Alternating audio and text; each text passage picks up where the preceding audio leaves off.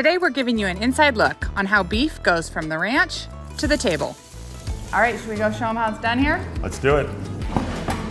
Learn what it takes to dry age and butcher beef the old-fashioned way. This is not an easy cut, but these guys have it down. Before we fire up the grill and share our tips for the perfectly cooked steak.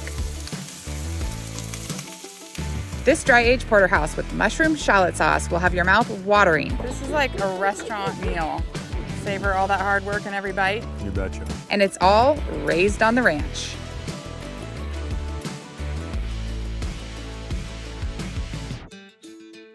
We're here at 5 Mary's Custom Meat Company. This is our own butchery facility that we built a couple years ago, a short distance from our ranch where we raise our livestock.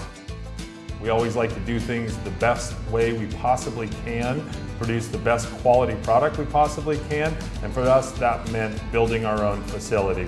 We've got a great team of talented craft butchers in here, dry aging the meat, cutting the meat, putting it in packages, and helping us get it on people's tables. Ground beef from the grocery store can have hundreds of different samples of DNA from different animals because that's how they're making it in a big old vat. Here we get to do it animal by animal with traceability right back to these animals we raise, and that's really important for our customers. We can trace these steaks back to the individual animal that it came from, what day it was born, what day it was harvested, and really get that full connectivity to an individual animal.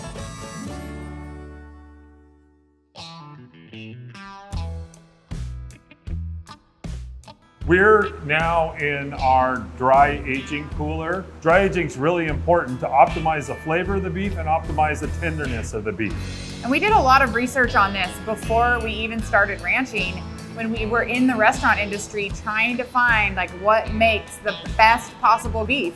So these carcasses, these are quarters here, and they will hang here for 18 to 21 to 28 days. The more good, clean fat it has, the better it dry ages. You can go out in the field and harvest a sheep or a hog, put them on a spit, and have dinner that night. You can't do that with beef. They have to age and get a little of that water and that moisture out.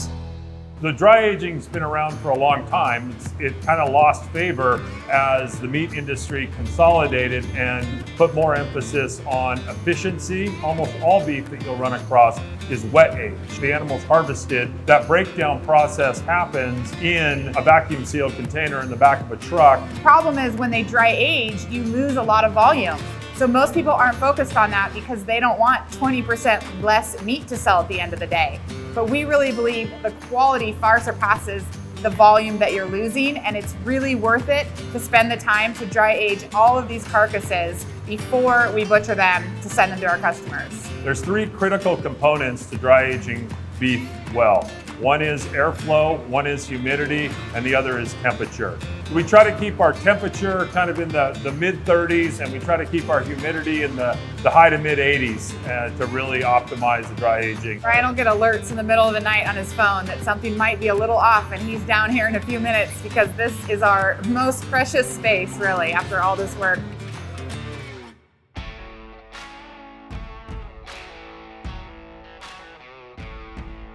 This is where the magic happens. We're here in the processing room. With beef, we have all kinds of really interesting cuts and steaks like the bavette, the picanha, the rancher.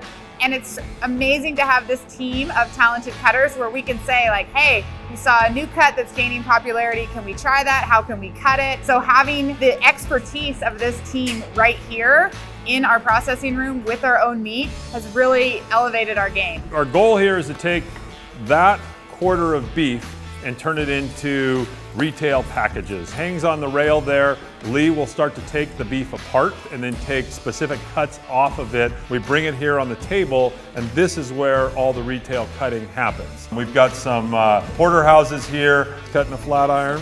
Ribeyes. Ribeyes here. Everything's thick cut on our bone-in steaks. Yep.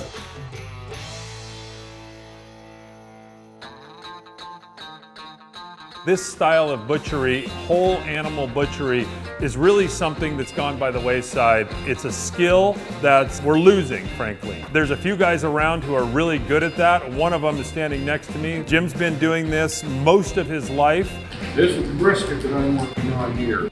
Dry aging is an art. He looks at each one and says, this one is ready to cut today, this one needs a few more days, and pull each quarter out as soon as it's at the prime day to cut it and put it in packages. Jenny is our anchor point down here at packaging. So she takes these beautiful cuts and she cleans each one up to make it look its best. So when these ribeyes that she's cleaning up are cut on the bone saw, you get a little bit of what's called the bone dust on the outside of that cut. Totally fine, totally edible, but she cleans each one up by hand before she puts it into the package. The bone-in cuts get what's called bone guard put on the edge here, and that just protects it because when you seal this package, that bone can pop through the package, and we want to make sure these are sealed as well as possible. And then Steven will put our labels on them, put them in the blast freezer, and they're ready to go. The blast freezer is designed extreme low temperatures, a lot of airflow. What that does is it flash freezes our meat cuts down to temperature very quickly, and that really improves the quality at the end. It stays in here overnight. In the morning, the first thing the team does is pull all the cuts from the day before out of here. So once we bring these in from the blast freezer, all of these cuts get sorted by type, by weight, before we take them over to the farm store. While our customers enjoy our premium beef all across the country, we enjoy the fruits of our labors right on the ranch. One of my favorite ways to showcase our beef is by making a wood-fired porterhouse steak with a delicious mushroom-shallot sauce. We're out here at our rodeo arena grill. Brian and I built this grill because we really like grilling to be social. And this grill, everybody can kind of gather around. You can have different temperatures while you cook. And tonight I have some of my favorite spread here. First of all, 5 Mary's Porterhouse steaks. Now, a porterhouse is known as the king of cuts because you get the New York strip plus the filet mignon, and a big, fat, beautiful filet at that. These are a bone-in cut. We cut them extra thick at 5 Mary's. These are dry aged to perfection, and all they need is a little 5 Mary's spice rub or salt and pepper. I already gave these a good pat dry. When you take your steaks out of the fridge or out of the packaging, it's really important to pat your steaks dry.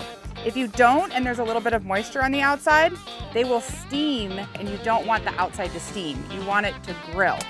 So I've got these seasoned, and then I'm gonna set these aside while I make my favorite mushroom shallot sauce to do justice to these beautiful porterhouses. I just do it right here on the grill. So I have my heavy cast iron pan.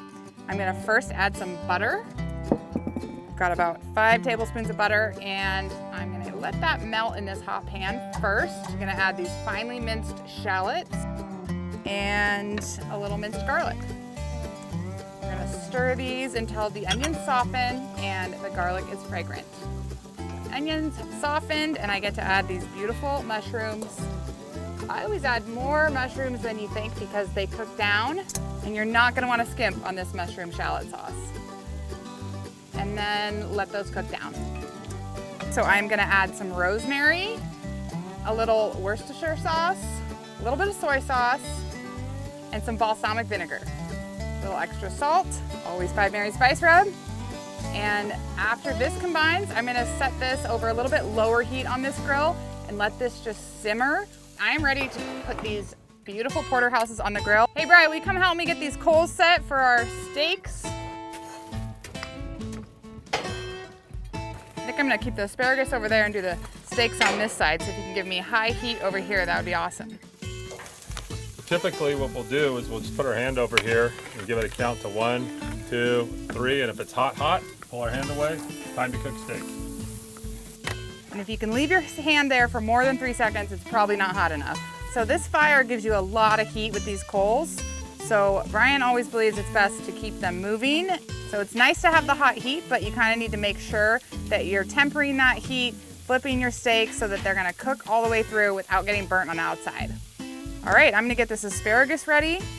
So on this asparagus, I just put a little olive oil and M5 spice rub. All right, will you throw those in the grill for me up there, sweetie? Every culture kind of has their own style of grilling. We saw this, it's inspired from a grill in Uruguay where they really have this social aspect to their grilling. You can't just throw any cookware on a hot grill. We've got our stove pan here that's a heavy bottom cast iron. I love making one fire, bringing all my ingredients down and cooking everything at once. If you have good cookware, you really can do that well. Asparagus looks great. Good. Those look perfect. One of the most important aspects when you're grilling meat is to let it rest. Brian's gonna pull these off about 126, 127 degrees, and then either use tin foil or a lid. I like to use this enameled pan over my cutting board, and at least 5 to 10 minutes of rest for this beef will let all those juices reabsorb, and it continues cooking about 3 to 5 degrees. So that'll give us a perfect 130 degree steak at the end of the day, which is about medium rare. But if you wait too long, they will continue to cook while they're resting, and they might be a little overdone. 5 minutes to rest, let the mushroom sauce heat up again, and we're ready to eat. Good teamwork. Filet mignon first. Looks perfect. Still a little pink inside. New York side looks cooked to perfection. The girls are gonna literally devour this meal as soon as they're done. So let's just Get all the enjoy good stuff. a minute of quiet. Cheers. Besides the dogs barking. For the recipes and products shared in this video, please see the descriptions below. Do you have a favorite way to prepare your steak? We'd love to hear from you in the comments. So good. This is like a restaurant meal. Savor all that hard work in every bite. You betcha. And for more delicious ways to cook beef, check out our Burger Bar episode, which also features our bacon marmalade.